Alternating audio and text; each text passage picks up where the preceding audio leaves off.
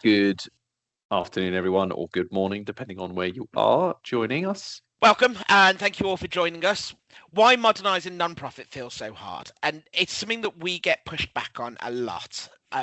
Most finance teams for non-profits, they know they need to modernise. They're being shouted at by the board and donors and grant management Trustees. type Yeah. trustees, and you have to modernise, but the reality is always a lot harder. So why? And hopefully by the end of it, we're going to sort of go through both the reality of the situation, and I'm hoping with a couple of solutions and key takeaways for you to come away with. First of all, though, before we get started, who are we, and why should you be listening to absolutely anything we say? So my name's James. I'm head of marketing here at Formus Pro, which is why you should be listening to me. Moving on to the next slide. Thanks, James. Yeah, very good. And nice to meet you all. And I'm Andrew. I'm part of the commercial side of our organisation, and fronting the sort of the business central side of things, which we'll come on to later. I'm sure there's many people here who know what that term means. But yes, I'm less technical, more commercially minded when it comes to problem solving in a charity sense. It leads us to a very good question. Who are Formus Pro? We've been around since about 2012, and our founder, who is still founder and CEO today, Glenn, he set Formus Pro up with one specific goal, and that was to serve the non-profit sector. Back in the day, when my beard was a lot shorter and a lot redder, non-profits were being, I don't want to say mistreated, but were being done a disservice by the sort of tech sector, I think, and a lot of non-profits were ending up with partners who didn't specialize in the non-profit sector, and that's fine, except for the fact that non-profits tend to have very unique problems and very unique needs, not the least of which to say is resource and budget. And it wasn't really fair on the non-profits, and it wasn't really fair on the partners. So Glenn sort of sat down and went, right, well, I'm going to start Formus Pro, and we are going to do solely the non-profit sector. And our first client was Anthony Nolan, the blood cancer charity, who I'm happy to sort of report are still with us today. I always make the same joke, and Andrew's going to sort of roll his eyes. I swear it's not the same project we're still trying to deliver 14 years later. Yeah. That's a hell of a scope creep. But no, it's not that, is it? I think we're like project number 16 or 15 or something crackers. I think it's quite a few. So it's quite a so they've quite been a with us nice for a while relationship. because we're a big sort of fan of continuous improvement. We don't like to just work with somebody once and say, right, that's it, done, off you go. We like to do something called continuous improvement. We like to do MVP. So I'm going to try and avoid the anachronisms, but we like to give you a small minimum viable product that works straight away that you can get ROI from. And we had a bit of a debate about this earlier, whether a finance team would know ROI, but we want you earning immediate value from the work we put in to actually go forward and fund the next step and the next step. So actually everything just becomes a lot easier and a lot more affordable. To date now, I think about 50% of our clients are still non-profit, 50% are commercial. I was actually talking to a non-profit the once who said you can't sort of give anybody else a drink until you fill your own cup. And I also thought that was a really nice way of saying it, but basically, and what do we actually do? Andy, do you want to sort of run through? So yeah, I think one thing that struck me was really interesting. I've been in this sector for about 3 years now. One thing that struck me really quite sort of hard was there's a lot of companies out there and firms that sort of cater for putting in solutions like a finance system or a CRM solution or whatever it might be. They see it through to a point at which they can take it live, whether that's full list of requirements delivered or not, and then ride off into the sunset and move on to the next one. And there's no support, there's no roadmap to say, okay, we didn't do all of these in that project, let's put these in a later phase. So in a way, Formus Pro does that. So effectively from embryonic stage to thought to then ultimately taking a project into project and then going live, and then a roadmap process, and then support beyond that. So that's pretty much what we do. I think there's enough data on the enough words on the screen for me not to have to read it out. But effectively, Microsoft makes some wonderful solutions. Some people, I dare say, are using them on the call. There's always improvement that can be made, and it's always a conversation to have. So I think we're one of those partners that is big enough to be able to do things, small enough to care. Exactly. It's a nice boutique partner, we like to call ourselves, which I always quite like. We also take on a lot of project rescue, so a bit of a humble brag, but a lot of people start the modernization route, the digital transformation route, and then for one reason or other, technical capabilities, human elements, it'll stall. We actually specialize in coming in, having a look under the hood and getting everything back on the track. And it's not just us saying this. As you can see, we have a wide range of clients: the Royal Air Force Benevolent Fund, Anthony Nolan, Down Syndrome Association, Little Princess Trust, Soil Association, I'm sure you might know. So there's a lot of sort of global non-profits there that we work with, but we also work with quite a few smaller ones like the National Holocaust Centre and Museum as well. And a lot of our staff love coming to work because they know they get to work and in a very, very, I know it sounds a bit sort of twee, but in a very small way get to change the world just for that better with sort of technology. Which leads me quite nicely onto Microsoft Elevate. And I have to give a quick thank you to them. And I'm going to skip over these slides and get to the webinar, but they've helped organise this. They've sort of invited you all along, and thank you for obviously yourselves for turning up, but thank you to Microsoft Elevate for sorting this. They're part of Microsoft Philanthropy, so the non-profit arm of Microsoft, with the goal of empowering every person and every organization on the planet to achieve more. Microsoft Elevate, as they are now, look after the non-profit sector and also sub K-13, so children still at school, not higher education, colleges and universities, it's just school children. And they are currently have a big drive with AI, as I'm sure we've all seen. There we go, I lost the sweepstake, Andrew. But with the big question, are we building machines to replace people or to help people thrive? And actually, that's one of the reasons that I think education sort of just goes hand in hand with the non-profit sector. But they give a lot of money away, both in terms of direct funding and discounted licensing and just time, resources. And as do we enjoy working with the non-profit sector. And Andrew, I'm sure you'll agree, a lot of your commercial clients that you speak to would give their right arm to have access to some of the non-profit discounts that you all guys get in licensing. Yeah, I mean, not just that, but actually, touching on something that you mentioned about time, Microsoft provide time. Microsoft do some wonderful work with us and our clients and organizations that we work with in just showing them what's possible. They'll have a solution.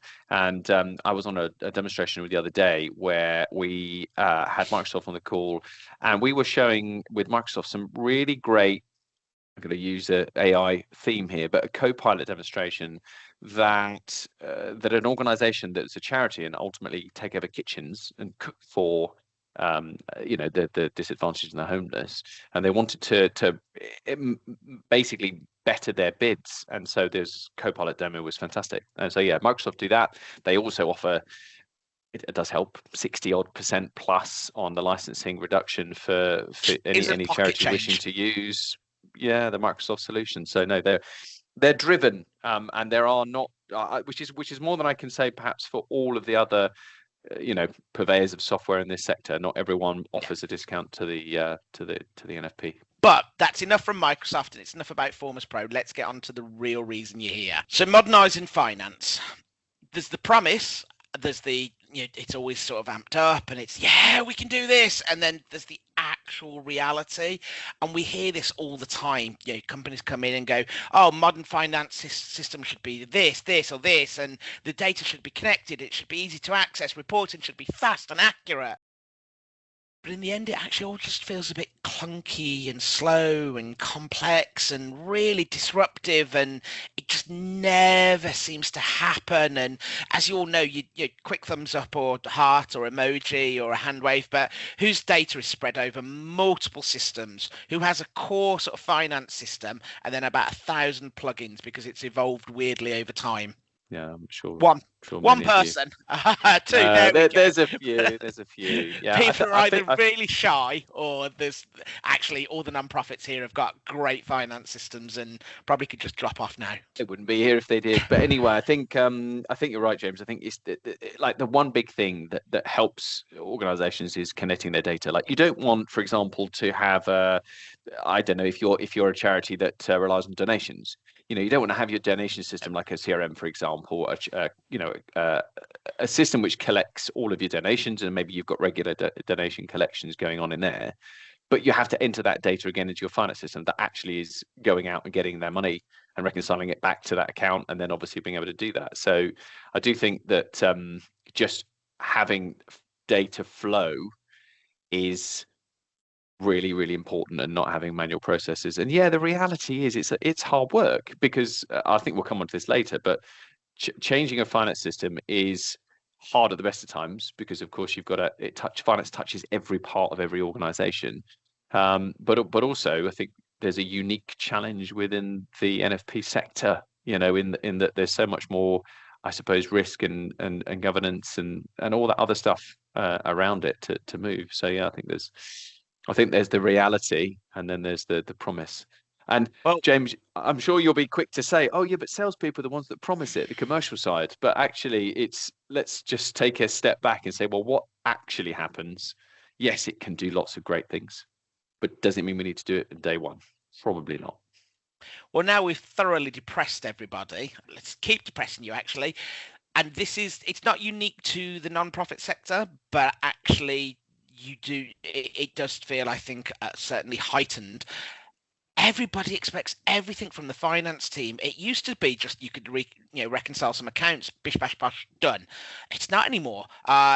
Month end has to come faster and faster every time. You have to manage donations and grants together. You need to track restricted funding properly, and suddenly actually you've been asked to tell the future. Suddenly the finance team is doing forecasting for 26 and 27 and 28.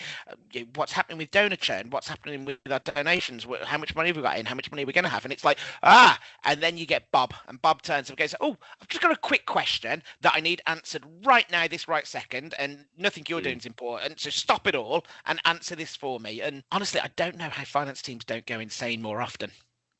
Yeah, I think that's right. I think I'm pretty sure everyone here has probably had that person who's come and said, "I just need this bit of data," and it's not part of any monthly reporting pack or whatever it might be, and then you have to stop what you're doing as if you haven't got enough in your day. So yeah, it's important. I think the bubbles here are really interesting. There's lots of other things that could be here, James. Obviously, that you run out of space, but I think from where I sit, if I was you guys, I'd be looking at this going, okay, well, some of these ring true. Let's have a look at them and see, like, in your team environment, like, what is the most time consuming. So pick like the highest risk, the most visible to trustees. And if you're going to change something, even if you're not changing your finance system, pick one of these things and just work at it. Because if you ever do change systems in the long run, at least that part of it isn't going to carry over to a new system, because you'd have already got that sorted. So there's a lot. Modernization doesn't always have to revolve around tech. There are steps you can take that actually sort of will help immediately, leading us on quite nicely to what we see a lot of. And you all know your non-profit a lot better than we ever will. You probably all know the sector a lot better than we ever will. But there are things that we see time and time again, patterns that just keep repeating themselves. These aren't unique to you. The problems you're going through, they're not just you. Others are suffering with them. And I don't want to turn this into a huge sales pitch, but we have dealt with these problems before. We have solved them, and we know the way out of the hole. And the thing that I want to sort of emphasizes, it's nobody's fault in the finance team. Most of the problems you are facing now are the result of years of decisions, not one bad choice, not even years of bad decisions, but tiny little compromises. So you're setting up and you can't afford the all singing all dancing finance system, so you have this, but then that doesn't integrate with your CRM, so you have to have a weird integration. Then your donor reporting has to come from somewhere else. Then you need a reporting tool, and that gets patched on. And every single step is completely logical at the time, but because there either wasn't a view for the future, or there wasn't the resource to look 5-10 years down the line, which is completely understandable. Suddenly you look around and you go, wow, this is a bit of a mess of technology. How do we get out of this? And that's intimidating for anyone, especially if you're not technologically sort of like savvy. And I think again, quite unique to this sector is it's not willingness to change. Can't magic money from somewhere. The willingness is there, the want to like not enter data manually all the time, but it's risk, and it's obviously the scrutiny. It's the complexity, and there's a lot of people involved in decisions, and sometimes that is perhaps even more present in the charity sector as it is in the commercial sector. So yeah, we understand. We've seen a lot of interesting things. No, nobody ever likes to be called but your problems aren't unique, unfortunately. It'd be great if they were, but they're not. The entire sector suffers with the same problems, but there are answers. And as we were just saying, a lot of the problems are the systems you've inherited. Nobody sat down 15 years ago and said, right, I'm going to deliberately design the most complicated finance system. I hope they haven't.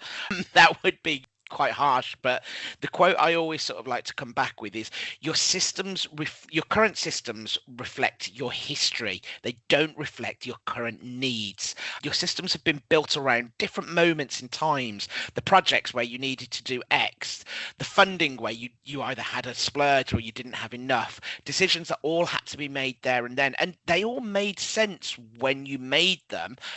But at some point, there's just the sunken cost fallacy where you have to go, enough. I need to start planning for the future. And actually, I need a system in place that will solve this for all time, that will adapt and grow as I grow. And there are routes to do that, right? I think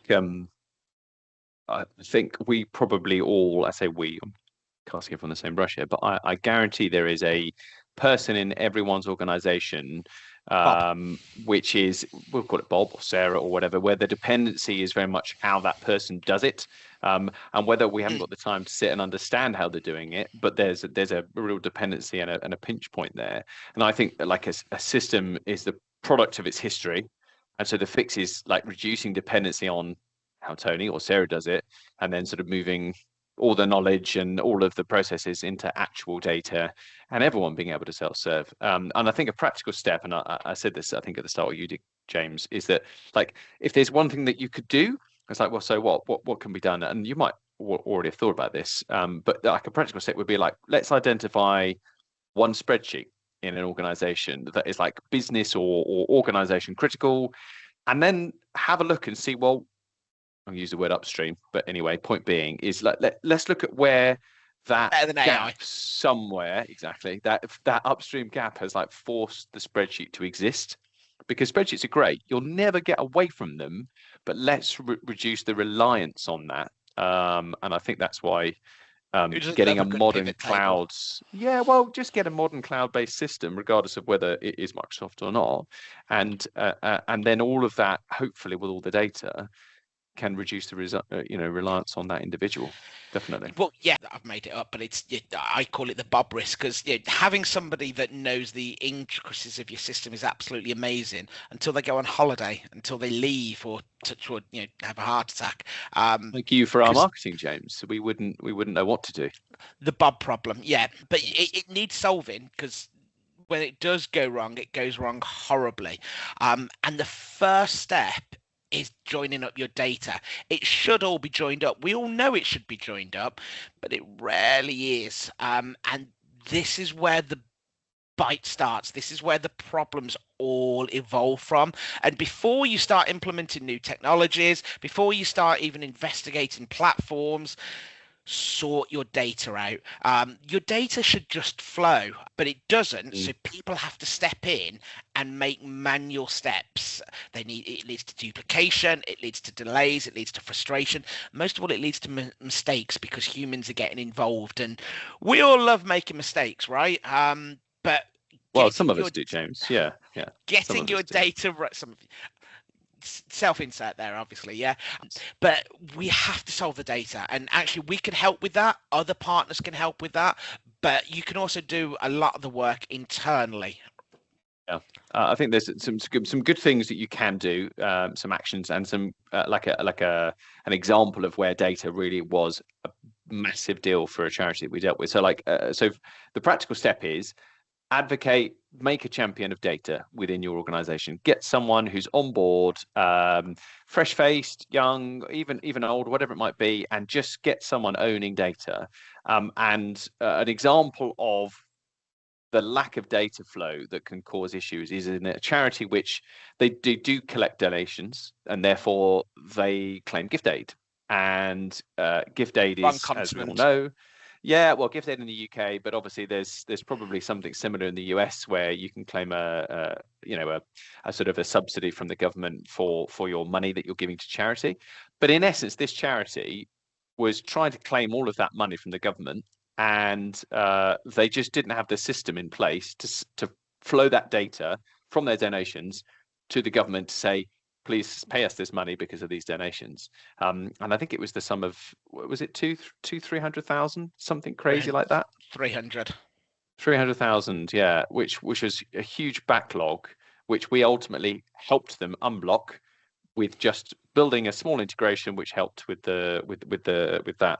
And then there's other charities that we've got where they do a lot of their, I guess, their raising of funds and other bits and pieces, or even just running projects through a CRM system, but then it's not passed off to the finance system for purchasing or running it as a project, being able to see the actual expenditure and most importantly control the expenditure. So having the two systems talk to each other is obviously very key. But yeah, it was only a couple of days' work, but it was solving somebody's data flow and saved them an absolute fortune. And this is the big problem though. If your data isn't fixed, if you don't have the platforms, everything feels manual, and that sucks for a couple of different reasons. Nobody has gone to a non-profit and said, can I have a job, please? I want to become a millionaire. You've got Wall Street for that. You've got multiple different avenues to get rich. You don't come to work for a non-profit to make a fortune. You do it because you believe in the cause. What you don't do is go, oh, can I just sit and do a load of data entry for you all day, every day? That sounds amazing. That's going to really change the world and make me feel special. Unless you really like data entry, nobody's ever said that. But the problem with lots and lots and lots of manual tasks, apart from the admin side of it, apart from the fact that it introduces human error, apart from the fact that it takes far too much time, is it sucks your energy.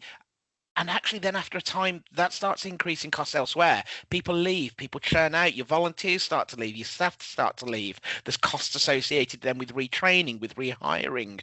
And actually, if you can do away with a lot of the manual processes, you've got a lot more time to spend on the real work that you all signed up to a non-profit for in the first place, that changes the world ever so slightly, but daily, every day. Nobody just wants to do the same task.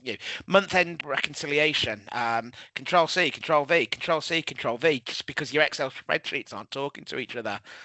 It's not fun, or at least it's not for me, but I don't work in a finance team. So please shout out if I'm wrong, and actually you all love that part of the job. I'm sure they probably don't. I think the big things are like no automation, but like having to recreate a task that has come in. So for example, in finance, if you're having to purchase something for a project and you have to allocate costs to it, and obviously make sure that there are funds that are specifically for that particular thing, but you need to track it and then you need an approval. So like having some finance systems where, and I've seen a lot of them where they've got their purchasing system outside of the finance system. So a supplier or whatever. I know. So a supplier will have to send an email in, for example, with an invoice or whatever it might be, and it's not going into the finance system. There's a purchasing system that's created the PO for that in a separate system, and then they're having to migrate that data into their finance system. And that was something that actually we've helped a charity recently do, which is we've taken on a smaller charity, and they've got three main users of finance and 30 budget holders that need to make requisitions and order stuff and ask for expenditure. They need a good approval system in place, but they need to be able to track where those funds are going and make sure it's apportioned correctly. And yeah, thankfully the Business Central system, which we'll talk about in a bit, has really allowed them to do that. And they're not having to enter data again because an invoice has come in because it's already into the system. So it is felt like such a waste of time. And I don't mean you talking about that. I mean the actual thing itself. Oh, I know. I think a practical thing to do would be, if you're not looking to automate anything yet, is actually just understand what is the biggest pain point in that. And I'd say, like, encourage you to pick a monthly recurring task within your team and just measure the time spent and like the number of handoffs to people within your organization, and see how much time, and it will probably be quite amazing, I would imagine, how much time you're using each month of your working week just to do those tasks. So let's have a look. So we've highlighted the problem, I think, quite well there. Why isn't this getting fixed? I mean, right, we know what the problem is, go and do it. And it's not that I don't think finance teams don't want to fix this, but it feels kind of scary to do it. Change feels risky when finance is literally the bedrock of a non-profit. All the donations flow through you, all the wages flow through you. Changing one tiny little thing, and this often becomes the problem when you're trying to build for the future, is it's not great, it's not perfect, it could be 1,000 times better, but it's working, for a given value of work. So actually, let's just not touch that. They can feel just far too embedded to replace easily. But that's the wrong attitude, because actually, if you've always done what you've always done, you're always going to get what you've always had. And it may feel like there isn't a safe place to start, but actually just putting your hand up and going, look, can I have some advice, is a great start, because we actually donate a lot of time for free just to have a look under the hood and sort of build roadmaps, and we're always happy to come in. And again, it's not us, this isn't a sales pitch, we're giving the knowledge away for free here. A lot of partners will do the same, and I encourage you to, if not reach out to us, reach out to somebody you're comfortable with, but say, where do I start? Help, I don't know what I don't know. I'm not a technical, I'm not a Microsoft partner. I'm a non-profit trying to change the world. Can you show me what I should do first, please? And Andrew, I know you deal with that kind of stuff day in, day out, right?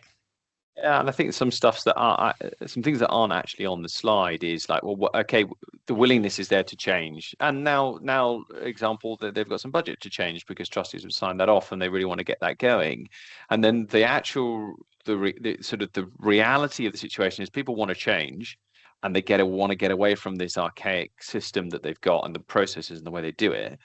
But actually, we've seen some projects where organizations have gone into looking at a new system and almost wanting to recreate what they've done in the old one in the new one, rather than actually just going, let's just see how much more we can get from using the standard technology that, for example, Microsoft and other people purvey, and maybe bend a process or two. Where it's applicable and where you can do. So I think that's something that I think is quite interesting. Improvements happen, but slowly. So pick them off slowly. And finance touches everything, regardless of what organisations you do. Finance touches everything, so it has to start from there. So I'm laughing because I'm a huge proponent of AI. I love it. I think it's absolutely fantastic. And I genuinely think within the next 20, 30 years, the globe is going to be a completely different place because of AI. And I'm hoping for the better. But currently it is, and I'm going to be completely blunt with you because clearly that's the kind of person I am. AI, as it stands at the moment, is the most overhyped, but at the same time most underused thing I have ever come across.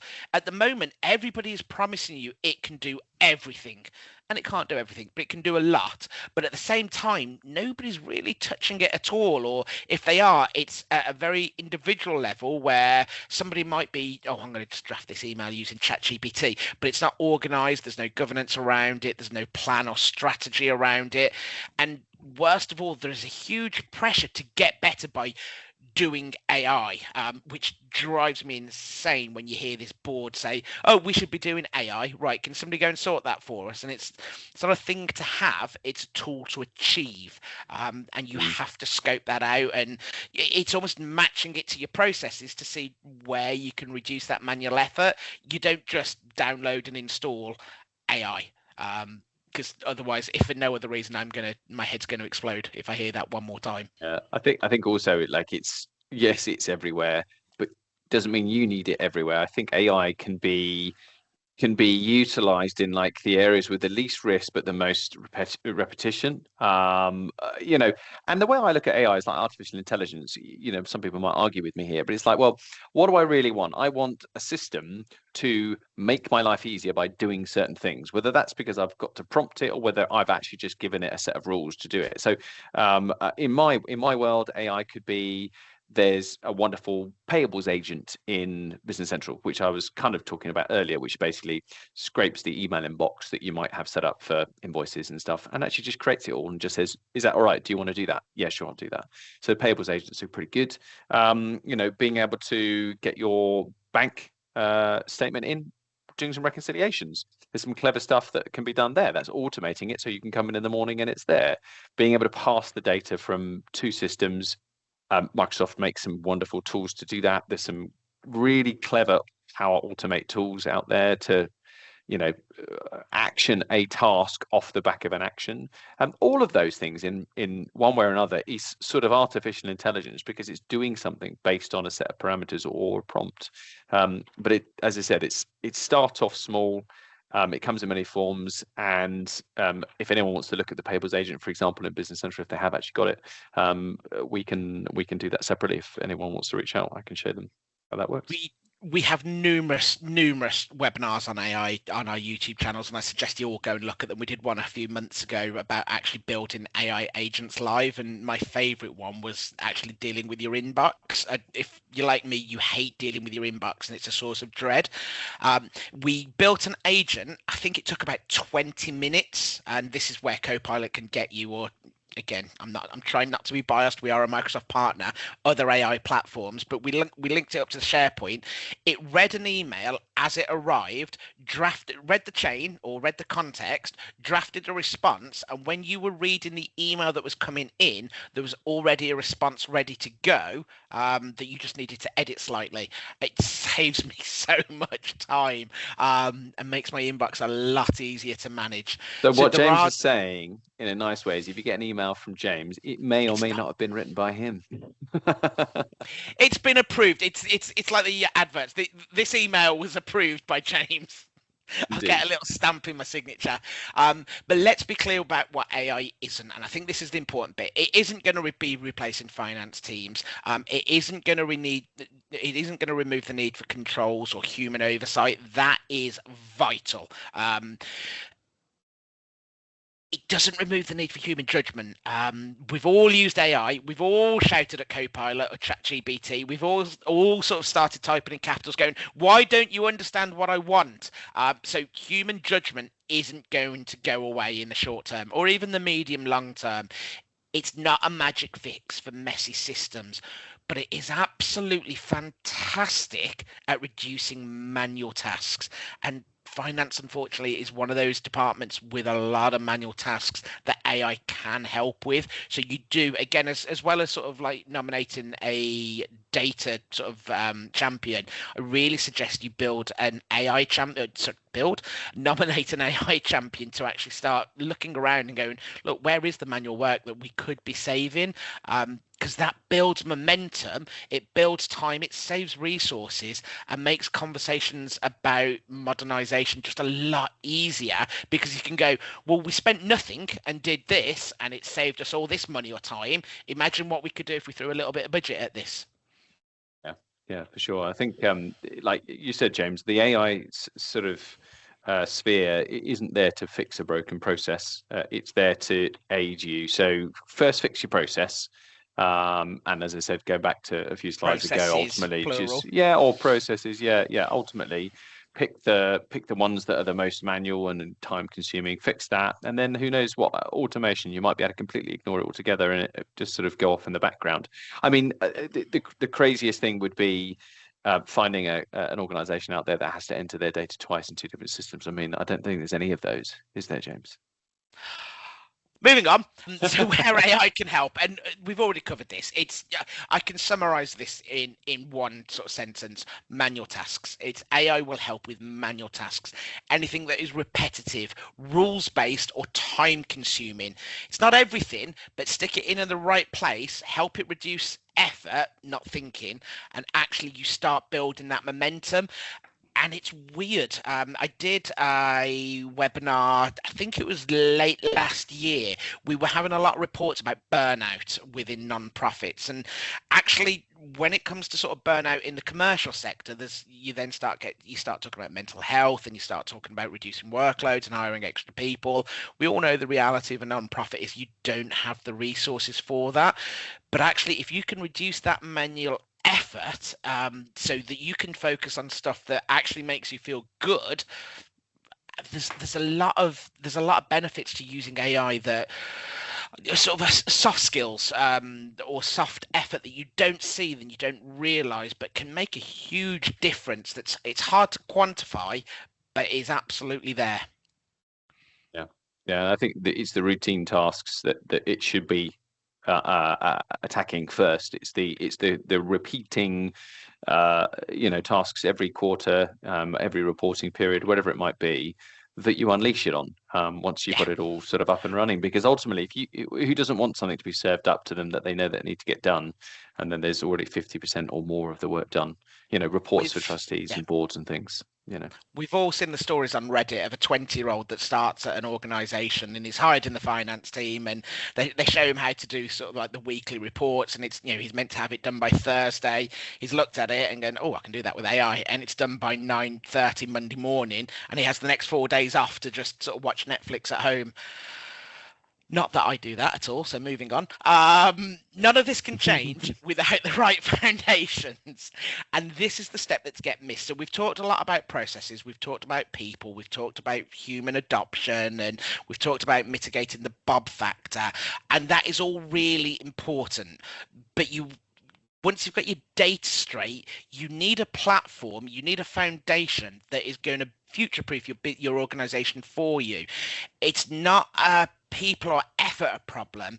It is, unfortunately, a technological problem. And what we don't want you to think is this is a big sales pitch for you to come and spend £30 million with us on some all singing, all dancing weird software that's going to do everything for you.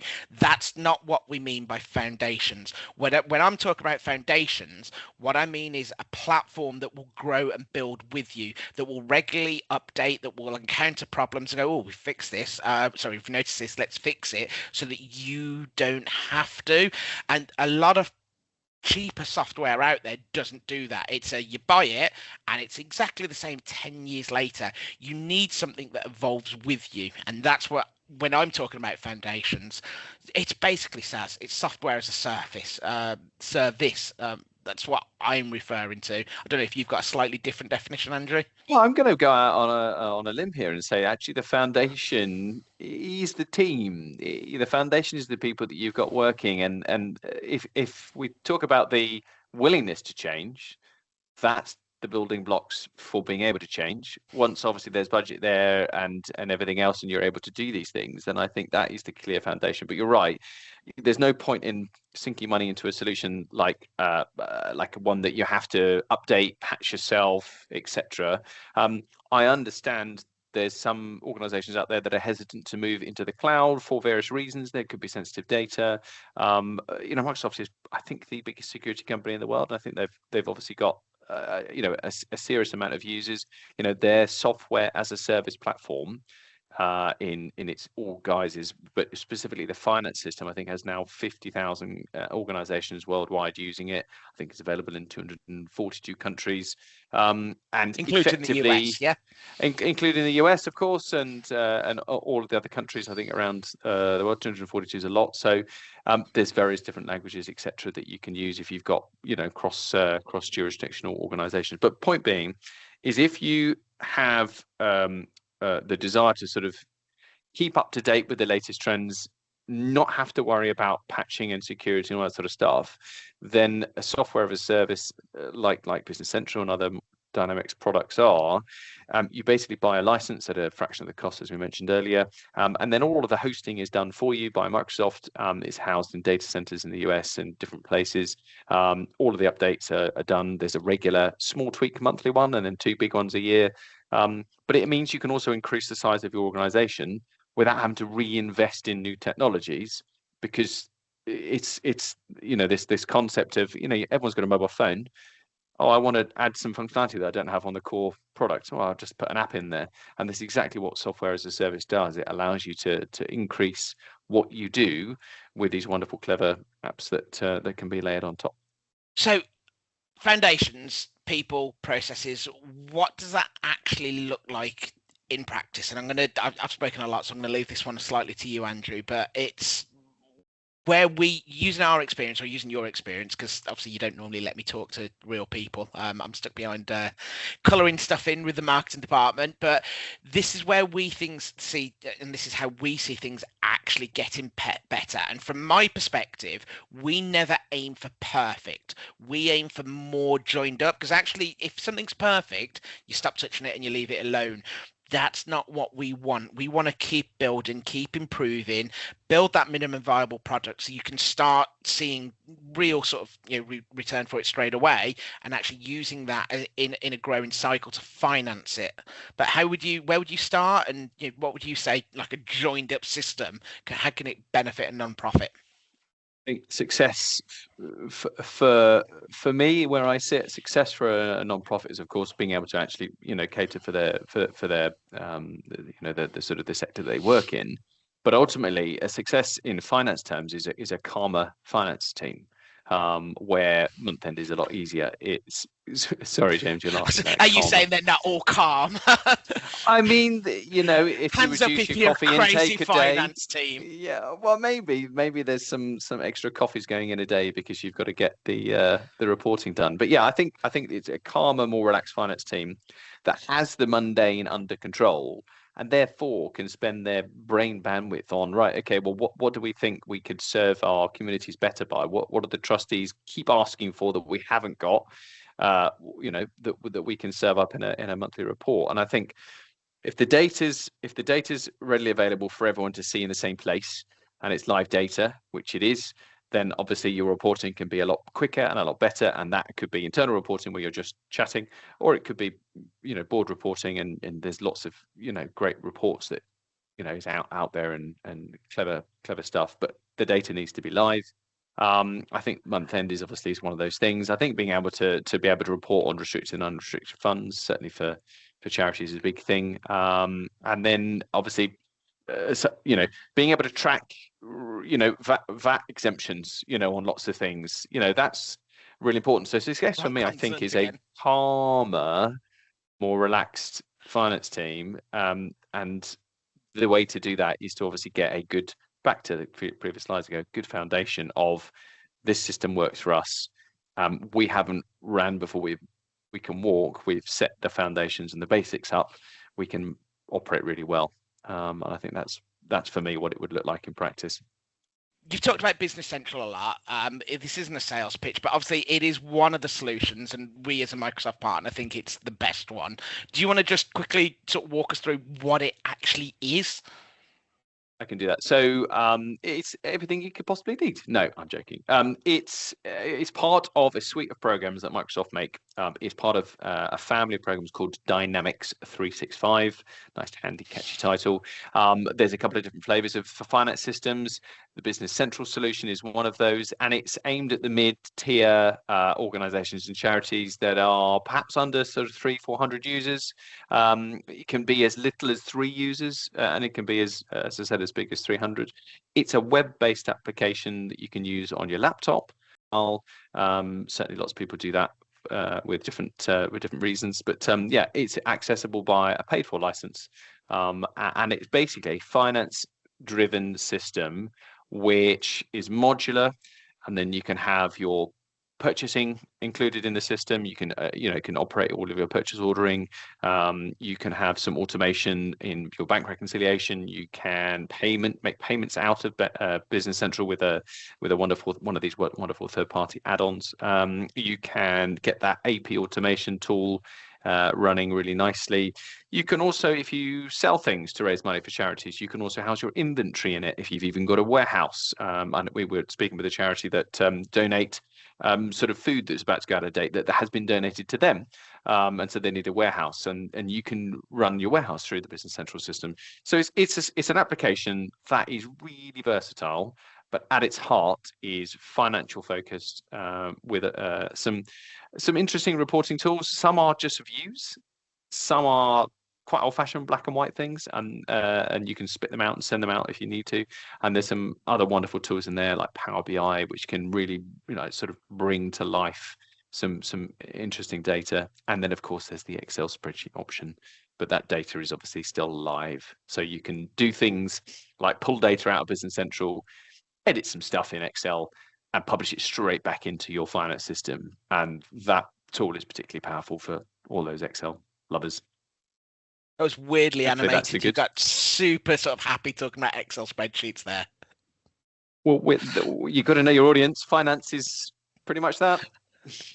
So, and this is the point you raised earlier.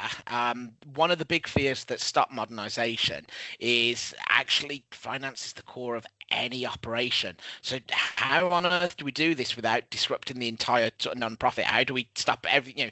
Sure, great, I want a new finance system, but I can't take it offline for a month while I'm updating everything. So actually, is that the case? Is that how it happens? What do I do? I think ultimately the first thing to do is to work out when you're changing your finance system, what data you're going to be bringing across from the old one. And it's an opportunity to clear out data that you may not even know exists, or you may just look at it and go, well, I don't really trust it. So bringing all that across to all of your sort of suppliers and other bits and pieces. Obviously, there's a lot more involved in terms of like your opening balances for projects and funds and that sort of stuff. So I think what it would be is the best way to approach it, I think, would be some initial conversations, which is for us is a non-paid task, and we're really just trying to get into the nuts and bolts of where the pain lies, and whether there is things that are just not valid and not in scope, and whether there's things that actually you do need to focus on, and then slowly getting down to the lower levels and working out whether actually the solution is right for you and will do what you want, or whether actually there's some changes that need to be made, whether that be some customization or some of these third-party apps. Quick question from the chat. So it's nice to see people are paying attention to us and we've not scared everyone off. Business Central doesn't track restricted funding out of the box, right? It has to be configured to develop a US GAAP non-profit balance sheet or activity statement. And so there is a number of ways. You're dead right in terms of it not tracking it out of the box. So it wasn't built specifically for the non-profit sector, but actually it's come as it's morphed into greater and greater things. It's actually become a better tool for charities to use. So where you've got that requirement, there are a number of different things you can do. There are the apps you can put on top of Business Central, which ultimately will then fill that gap. There is other ways of doing it, which you can get creative with what Business Central can do. The level of detail that I would go into here is probably not going to do it justice. Specifically, Gretchen, I would imagine that it would probably be one of our technical consultants that would probably try to explain to you how we would use it. But yeah, we've solved it even without using a product layer on in the past. So if that's something that you want to talk about, I can take that offline and we can talk about it. Definitely. Awesome. So let's talk about what we've seen work in the wild. So this is based on what we're actually, so far, everything we've been discussing has been theory. It's just been us talking at you, but this actually does work out there, right? And from the customers that I've spoke to and that you've let me speak to, the impression I've always got is small steps that build momentum, build confidence, and the progress that they see tends to come from proving that value, not just planning everything up front in one go. Actually, it is easy to start. It's the snowball at the top of a mountain, right? We can start small and then just get things going. Yeah, definitely. Yeah, specific pain points. As I said, it goes back to what was previously talked about, which was like start off with working out what you need, reporting whether the reconciliation needs to be there, what data needs to flow, or what systems are going to fall away if you change your finance system, because not every finance system is equal. You have the opportunity to improve your existing processes rather than just replacing it. As I said earlier, there was a charity we came across and they literally wanted to, they first suggested that they wanted to absolutely stick to what the new system was going to do and process change, bend to that system, and it actually turned out that it was a bit of a task to actually get them to actually do it in reality. So I would very much take the opportunity to try and change a process internally to meet with a new system. find your team's Achilles heel and get their buy-in on that, and show them that actually this thing that they're spending hours doing can be fixed by taking on a new solution. So having some key people involved in early conversations is also really important as well. And then over time, systems become more connected, easier to work with, and we can solve each problem as it goes. There's not sometimes an easy fix. I guess if something was easy, it wouldn't be worth doing. But I think, over time, where we see this roadmap and this continuous improvement, James, that you mentioned earlier, maybe the project initially in phase one is let's just get the finance system working and the purchasing system going on there, and some of the reports. And then maybe later we'll add, the other solutions, the other bits. And you said something that I found very interesting there that I'm not even sure you sort of realised, but you said the key people involved, and decisions about new platforms, new systems, modernisation, digital transformation tends to come from your board and your trustees and whoever, but they don't know how. They think they know how the organisation works. They rarely do. They've got a sound understanding, but I guarantee they don't know people's day to day. So making the success of a modern platform is very much, right, this is how people at the top think the business works or the organisation works. Let's talk to the people that are actually in the trenches and find out what they're actually doing and how we can help them on the day-to-day basis. So when we say key people, we don't just mean your CFO, we mean everyone from the junior apprentice right up to the CFO, because they've all got valuable input and insights that are going to help shape that. At least that's how I found it. Yeah, for sure. Yeah, I think you're right there. I think there's anything to really add there, James. It's people will drive the change. Yeah, always. So I'm just looking at the time. We're nearly out, and I want to save a minute or two for questions and answers. So I built this slide together, and so we discussed this earlier. And I've got two key takeaways for myself, and you can see them all here. But start small, get your minimum viable product, build your ROI, prove the value of doing this modernization, and get that snowball rolling. I think that's a great one. But actually, the one that I think certainly for me resonates the most, manual workarounds are not a long-term solution. They're tempting, they're sometimes necessary, and if you're going to do them, go into it with eyes wide open, saying, look, I'm going to do this now, but I know I'm causing problems for future me. Future me is going to look back at past me and go, oh, I can't believe you did that. Why did you do that? It's caused me so much issues now. And you can't always plan for 2-3 years ahead, but if you are looking at something, sit down and sort of go, is there a better way to do this? Don't just do it and go, oh, I've got a manual workaround, it'll do now. Actually stop and just ask yourself the question. Take a little bit of time and go, can AI help with this? Is there a modern solution? Is there a bit of automation I could put in here? That's always going to be the answer that I think should be taken. Yeah, I think you're right there, James. Yeah. I always am right. But have you got any key takeaways that you want to leave everyone with? I think we've probably sort of covered most of it. I think it's structured into incremental approach. Really, I think we've probably done it enough, and I think ultimately you probably don't need to sit and listen to us to know that that's probably the way to do it. But we have seen it work in practice. There's some tough conversations, there's some tough decisions along the way, but it's entirely possible. So I think reach out to a partner that you've either been recommended to. Microsoft refer as well. So if you're interested in anything and you want to get in touch with Microsoft first, they have a selection of partners that they can obviously refer out to. And obviously we would be thrilled to hear from you directly, as an organization that prides itself on working with your sector to try and make things better. I was just going to say one final thought I'd like to leave everyone with. It says there's no perfect moment to start. It's not true. The perfect moment to start this was yesterday. The unfortunate truth about the non-profit sector is there's only so many donations floating out there. And I know none of you sort of see yourself as competitors and you all sort of work closely with each other, but there is only so many donations that the public can give. And we all know the non-profit sector can be quite competitive. if you're not modernizing your systems, I guarantee you another non-profit is, and that's only going to hurt your mission, unfortunately. So this isn't something you should be waiting on, even if it's just chatting and building a roadmap and going, okay, so now I've got the art of the possible and I know what I can do. Start something.